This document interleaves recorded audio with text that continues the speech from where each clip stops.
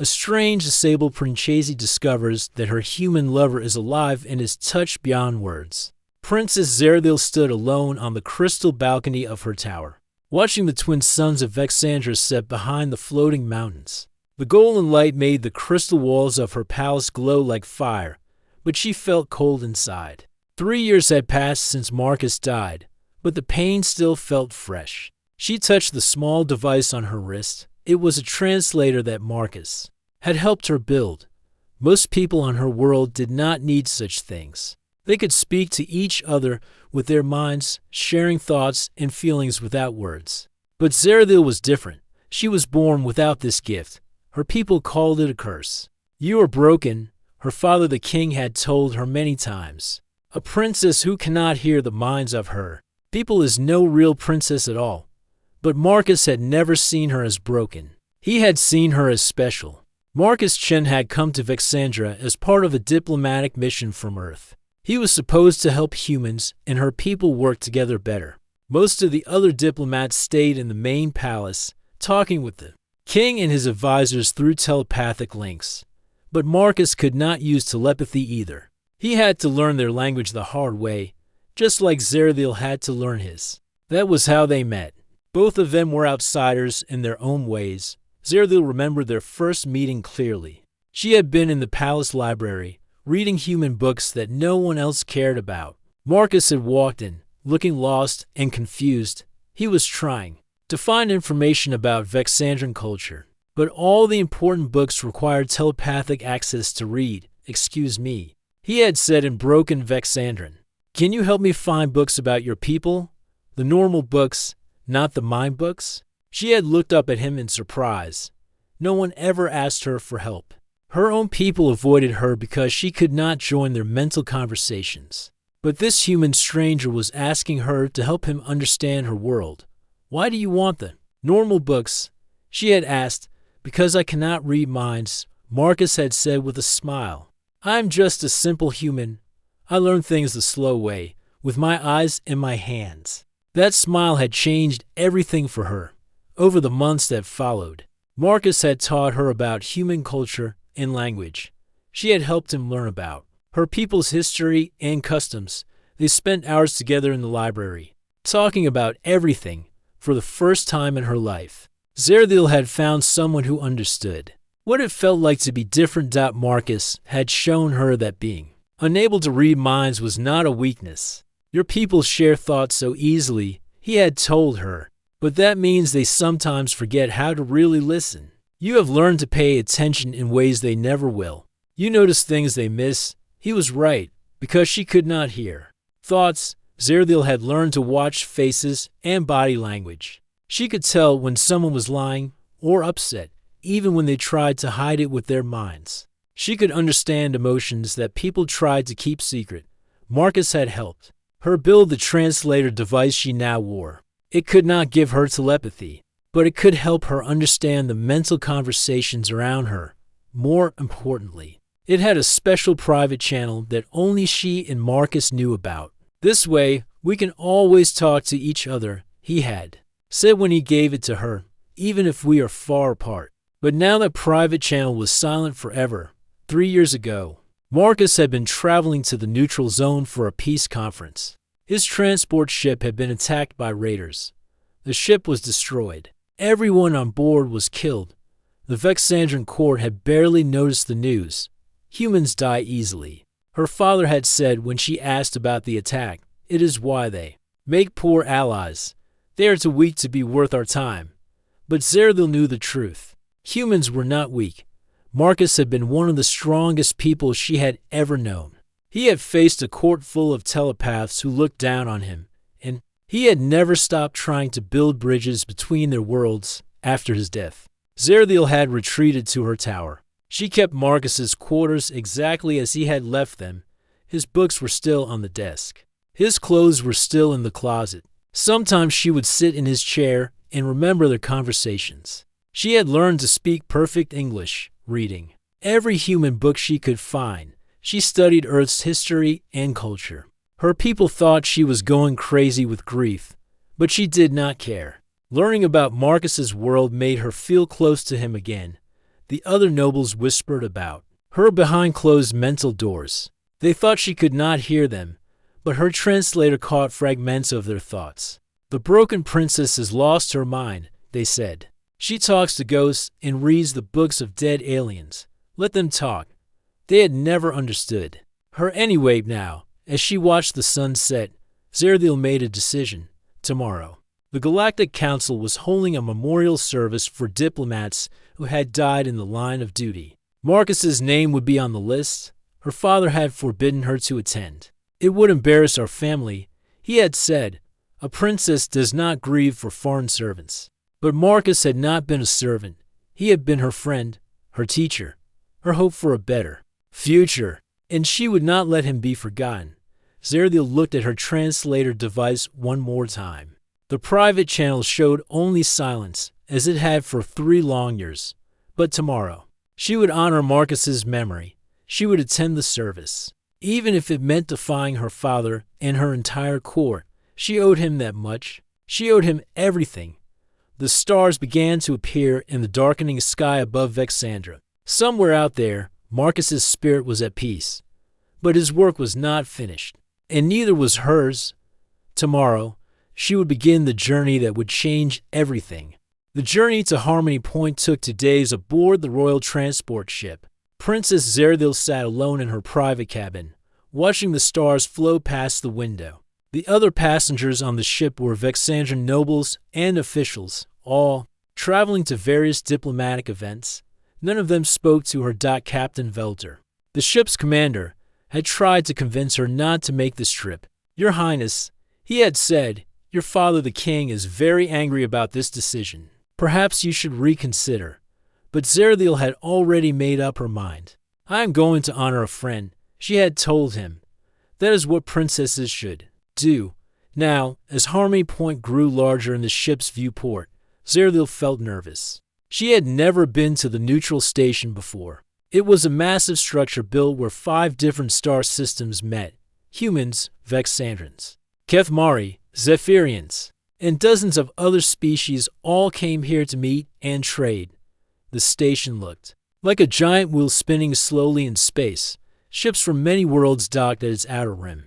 Lights sparkled across its surface like stars. It was beautiful and frightening at the same time. When their ship docked, Zerthil put on her formal robes and checked her translator device one more time. The small machine hummed quietly on her wrist, ready to help her understand the many languages she would hear today. The memorial ceremony was being held in the station's great hall. As Zerthil walked through the corridors, she saw beings from across the galaxy. Some walked onto legs like her. Others floated in special suits filled with gas. A few rolled along on mechanical wheels. She had studied many of these species in books, but seeing them in person was different. They moved and spoke and lived in ways her people could never fully understand through telepathy alone. Marcus had been right when he said that each species saw the universe in their own special way. The Great Hall was enormous. Thousands of beings sat in rows of seats that curved around a central stage. Above them, a great dome showed images of the stars. Soft music played from hidden speakers, mixing melodies from many different worlds. Zerthil found an empty seat near the back. She did not want to draw attention to herself. A few beings looked at her curiously, probably wondering what a Vexandran princess was doing at a memorial for common diplomats. The ceremony began with speeches from important officials. Each one talked about peace and cooperation between species. They used grand words about sacrifice and honor. But Zerthil barely listened. She was thinking about Marcus and all the conversations they had shared. When they began reading the names of the dead, Zerthil sat up straighter. The list was long. So many beings had died trying to build bridges between worlds.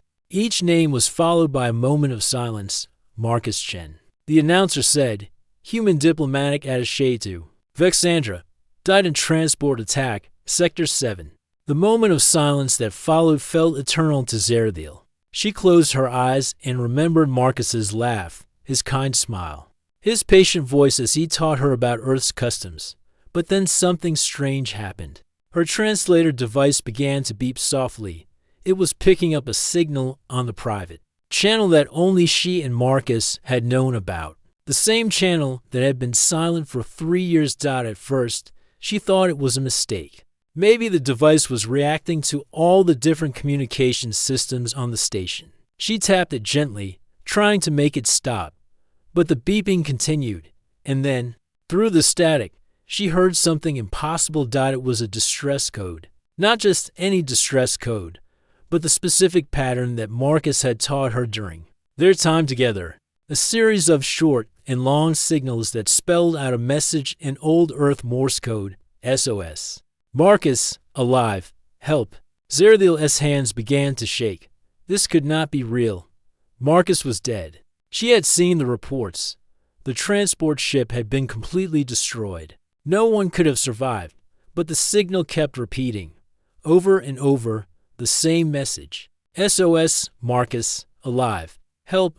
She looked around the great hall, but no one else seemed to notice anything unusual. The ceremony continued. More names were read. More moments of silence passed. Zerathiel activated her translator's scanning function. The signal was very weak and kept fading in and out, but it was definitely coming from somewhere in space, not from the station itself. She pulled up a star map on her device and tried to track the signal source. It was difficult because the transmission was so faint, but slowly, a location began to appear on her screen. The Crimson Nebula.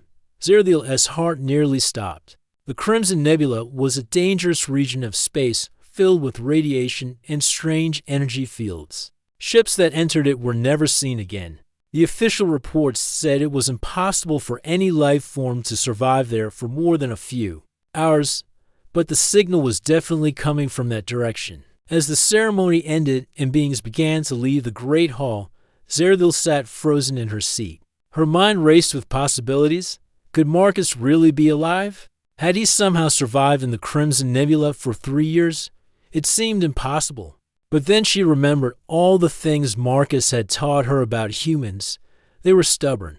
They refused to give up, even when the situation seemed hopeless. They found ways to survive in places where other species would die. Humans are like weeds, Marcus had once joked. We grow anywhere, even in the worst conditions. Maybe it was not impossible after all. Zerathiel stood up and walked quickly toward the exit. She needed to find out more about this signal. She needed to study the star charts and learn everything she could about the Crimson Nebula. If there was even a small chance that Marcus was alive, she had to find him. The other Vexandrons would call her crazy. Her father would be furious, but she did not care about any of that. Marcus had taught her that sometimes the impossible was just another word for something no one had tried hard enough to achieve. And Princess Zerathiel was very good at achieving impossible things. Zerathiel spent the next day studying everything she could find about the Crimson Nebula. She locked herself in her quarters aboard the Royal Transport and searched through scientific databases, exploration reports, and military records.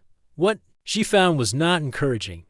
The nebula was a massive cloud of red gas and dangerous radiation. Ships that tried to enter it lost all communication within minutes. The few automated probes that had been sent inside had stopped working almost immediately. Scientists believe the nebula's strange energy fields destroyed electronic systems and damaged the brains of telepathic species. No living being can survive inside the Crimson Nebula for more than 6 hours, one report stated. The radiation levels are deadly to all known forms of life. But Marcus's signal was still coming from somewhere inside that deadly cloud, every few hours. Zerathiel's translator would pick up the same message, SOS, Marcus, alive, help. She had to find a way to reach him. The Royal Transport was scheduled to return to Vexandra the next morning, but Zerathiel had no intention of going home while the other passengers slept. She made her way to Harmony Point's docking bays. The station had ships from many different worlds. Most were too big or too slow for what she needed. But in the smaller bays, she found something perfect, a Kethmari stealth scout ship called the Shadow Wing. The ship was small and fast, designed for secret missions in dangerous areas. More importantly, it had advanced shielding that might protect her from the nebula's radiation. Zerthil had learned to pilot ships during her diplomatic training, though she had never stolen one before. But desperate times called for desperate actions. She used her royal access codes to override the ship's security systems. Within an hour, she was flying away from Harmony Point, heading toward the Crimson Nebula. Her translator device showed Marcus's signal getting stronger as she got closer. Back on Harmony Point, alarms began to sound. Captain Velter and his security team discovered that the princess was missing. They sent urgent messages to the king of Vexandra, but it was too late. Zerthil was already too far away to catch Dot as the Shadow Wing approached the edge of the nebula. Zerthil began to understand why other ships had failed. The red gas clouds twisted and moved like living things. Lightning sparked between them. Gas clouds. Her ship's instruments went crazy, showing impossible readings. Most frightening of all, she could feel the nebula trying to get inside her mind. Telepathic species used a part of their brain that was sensitive to mental energy. The nebula's radiation attacked that same part of the brain, causing terrible pain and confusion. Even though Zerthil could not use telepathy, she still had those sensitive brain areas. But as her ship entered the nebula, something amazing happened. The pain that should have driven her insane was much weaker than expected. Her inability to use telepathy meant those parts of her brain were less developed. The radiation hurt, but she could think clearly for the first time in her life. Being broken was actually helping her. The Shadow Wing flew deeper into the red clouds. Zerthil had to navigate by following Marcus's signal, since all her other instruments were useless. The signal led her through a maze of gas clouds and energy storms. After 3 hours of careful flying, she found something impossible. Floating in the middle of the nebula was a structure made from pieces of destroyed spaceships. Hull plates, engine parts, and life support systems had been welded together to create a small space station. It looked like a metal flower growing in a garden of red gas. How is this possible? Zerthil whispered to herself. She docked her ship carefully against one of the structure's airlocks. Her hand shook as she put on a protective suit and prepared to go inside. If this was all a dream or a trick, she would rather know now. The airlock cycled, and she stepped into a corridor that should not have existed. The walls were made from pieces of at least 6 different types of spacecraft, but somehow they all fit together perfectly. The air was clean and warm. Lights glowed softly from panels that had been jury-rigged from various ship systems. "Hello?" she called out. "Is anyone here?" Footsteps echoed from deeper in the structure. A figure appeared at the end of the corridor, moving slowly in the low gravity. It was Marcus. He was older than she remembered, with new scars on his face and gray streaks in his hair. His clothes were patched and worn, but his eyes were the same kind, intelligent eyes she had fallen in love with. "Zara," he said, his voice full of disbelief. "How did you find me?" She ran to him, not caring about the low gravity or the impossible situation. When she reached him, she threw her arms around him and held on tight. He was real. He was warm. He was alive. "Your signal," she said through tears. "I heard your distress signal at the memorial service." Marcus smiled, the same gentle smile she remembered. "I have been sending that message every day for 3 years, hoping someone would hear it. I never thought it would actually work. How are you alive?" she asked. "How is any of this possible?" Before Marcus could answer, other figures appeared in the corridor. A tall Kethmari female with bandages on her arms. A small Zephyrian male whose biosuit was held together with tape. To humans she did not recognize, a crystalline being that looked like it was made of living gems. "Marcus has kept us all alive," the Kethmari said. "He built this place from nothing." Marcus looked embarrassed. "We all work together. I just had some ideas about how to make incompatible technologies work with each other." Zerthil looked around in amazement. This was not just survival. This was engineering genius. Marcus had taken broken pieces from a dozen different types of ships and created a functioning space station in the middle of the most dangerous region in the galaxy. "You did not just survive," she said. "You built a home." Marcus nodded. "Humans are stubborn that way. We refuse to quit, even when we probably should." For the first time in 3 years, Princess Zerathiel laughed with pure joy. Marcus led Zerathiel through the impossible space station he had built. Each room was a miracle of engineering, made from pieces of destroyed ships that should never have worked together. After the transport was attacked, Marcus explained as they walked, I was thrown clear in an escape pod just before the ship exploded. The pod was damaged and drifted into the nebula. By all rights, I should have died within hours. They entered what looked like a common room. Salvaged chairs and tables were ranged around a central area where survivors could gather. The walls were covered with star charts, technical drawings, and pictures that people had drawn to remember their home worlds. But you did not die, Zerathiel said, still amazed that he was real. Marcus smiled and shook his head. Humans are too stubborn to die easily. When the pod's life support started failing, I began taking it apart to see what I could fix. That is when I found the first piece of wreckage. He pointed to a section of wall that was clearly made from a different type of ship. It was part of a Kethmari trading vessel. The crew had died, but some of their equipment was still working. I managed to connect their air recycling system to my pod's power supply. The Kethmari survivor, who had introduced herself as Engineer Thexara, joined their conversation. When I found Marcus 2 years ago, he was living in a shelter made from 4 different ship types. It should have been impossible. Nothing is impossible if you refuse to accept failure. Marcus said, humans learned that lesson a long time ago on Earth. Our world tried to kill us with ice ages, diseases, and natural disasters. But we kept adapting and surviving. Zerathiel watched Marcus's face as he spoke. The years in the nebula had changed him. He was thinner and marked by hardship. But there was something new in his eyes, a confidence that came from proving he could overcome anything. How did you find the others? She asked. They found me, said the small Zephyrian male, floating forward in his biosuit. My name is Pip Tar. My science ship was caught in an energy storm 6 months ago. I thought I was going to die alone, but then I saw lights in the distance.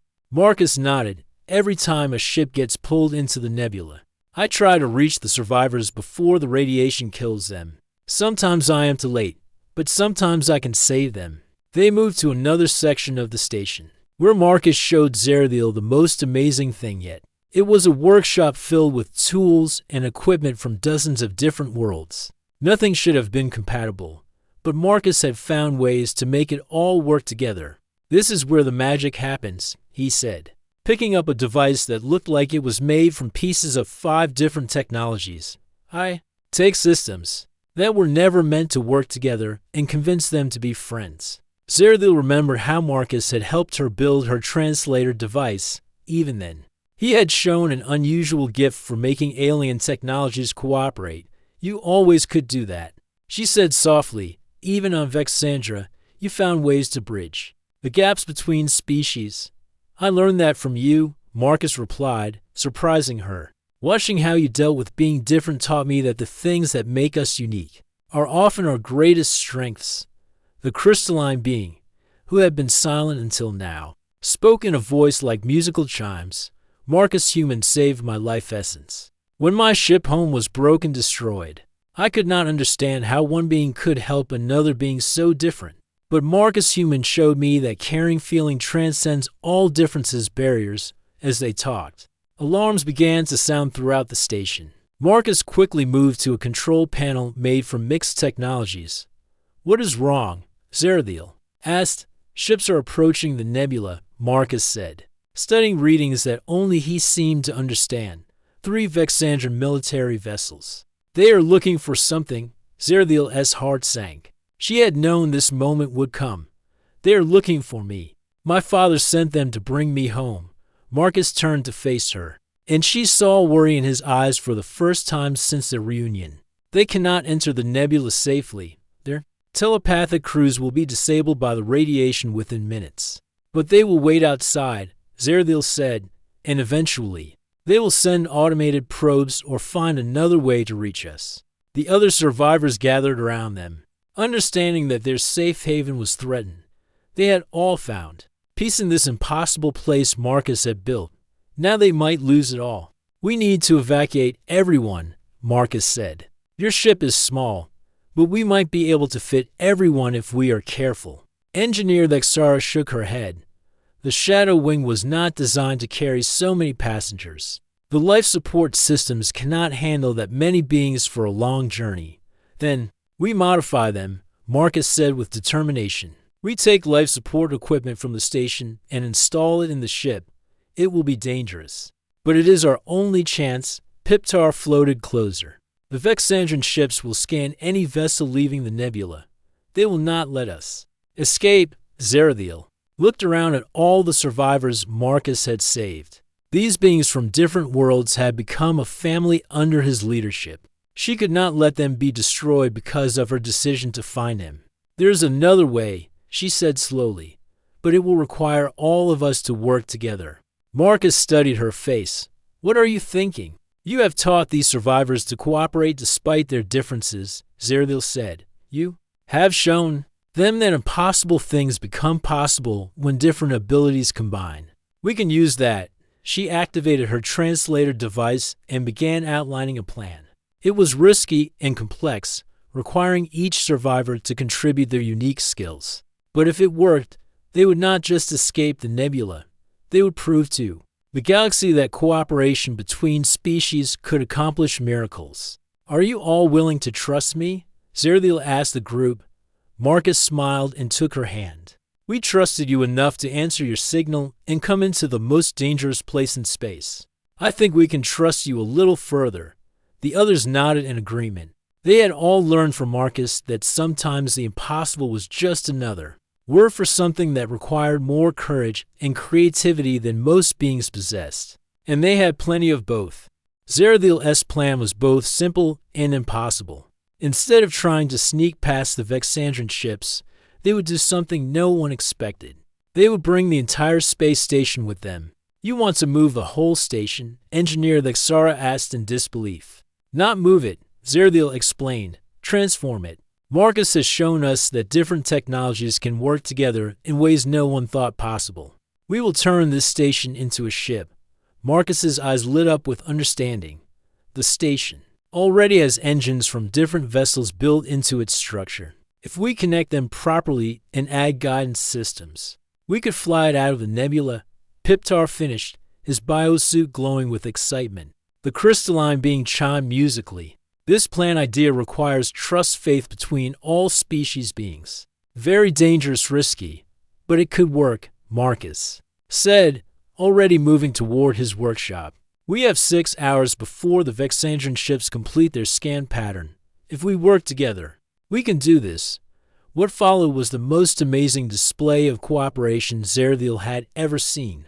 Each survivor contributed their species' knowledge and abilities. Vexar used Kethmari engineering skills to reinforce the station's structure. Her people were natural builders, able to see stress patterns and weak points that others missed. Piptar connected Zephyrian bioorganic computers to the station's control systems. His species could make living machines that adapted and learned as they worked. The crystalline being, whose name translated roughly to harmony, used their natural ability to conduct energy. They became a living connection between all the different power systems.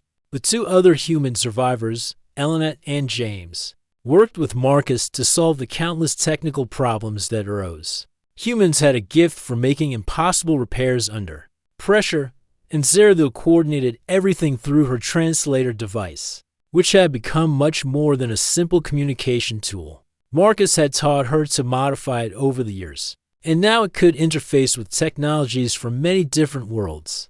Connection established between Kethmari engines and Zephyrian guidance system, Piptar reported. Power flow stable through crystalline conductor matrix, harmony chime, structural integrity holding at 93%.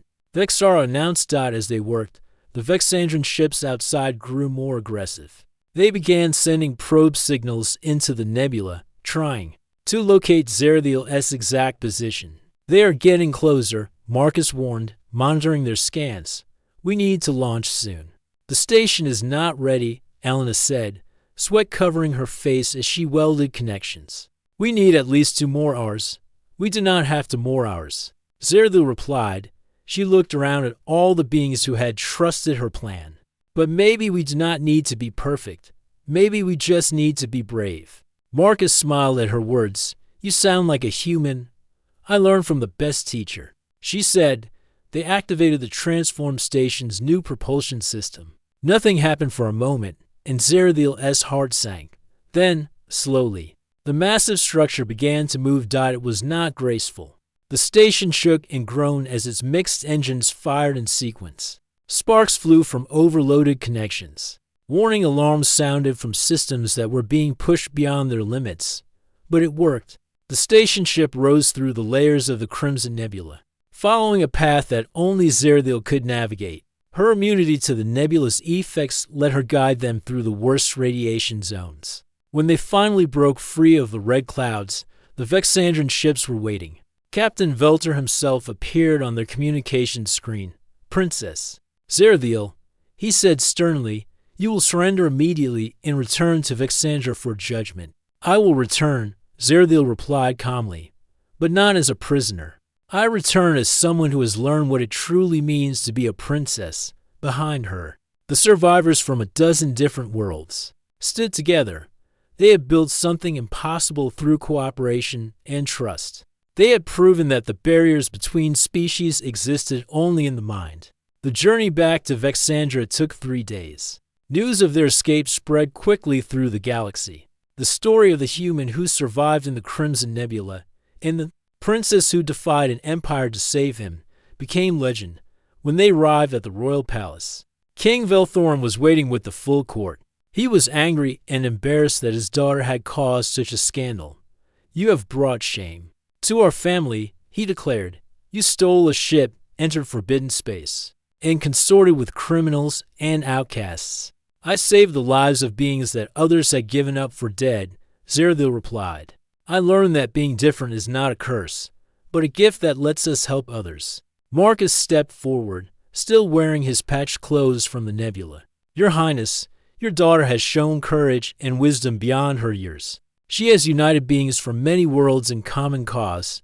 You are dead, the king said coldly. The reports clearly stated that you died 3 years ago. Humans are very hard to kill, Marcus replied with a smile. We have a bad habit of surviving when we are supposed to die. The court murmured in amazement as the other survivors told their stories. Each one spoke of how Marcus had saved them, and how Zerathiel had saved them all. Finally, Engineer Lexara stepped forward. Your Majesty, we request permission to establish a research station at the edge of the Crimson Nebula. We have learned that cooperation between species can achieve miracles. The king looked uncertain. This was not how he had expected this confrontation to go. Zerathiel took Marcus's hand and spoke to her father. I request permission to marry this human and work with him to build bridges between worlds, not through telepathy, but through understanding and respect. For a long moment, the throne room was silent. Then, slowly, the king nodded. You have always been different from other Vexandrans, he said. Perhaps it is time we learn to see that difference as strength. 6 months later, Zerathiel and Marcus were married in a ceremony attended by beings from across the galaxy. She spoke her vows not through telepathic connection, but in her own voice, showing that sometimes the most powerful communication came from the heart. Their love story became a symbol of hope throughout the stars, and the research station they built together became a place where impossible things happened every day, because they had learned that working together made everything possible. Marcus had been right all along. Humans were like weeds. They grew anywhere, especially in the hearts of those brave enough to let them.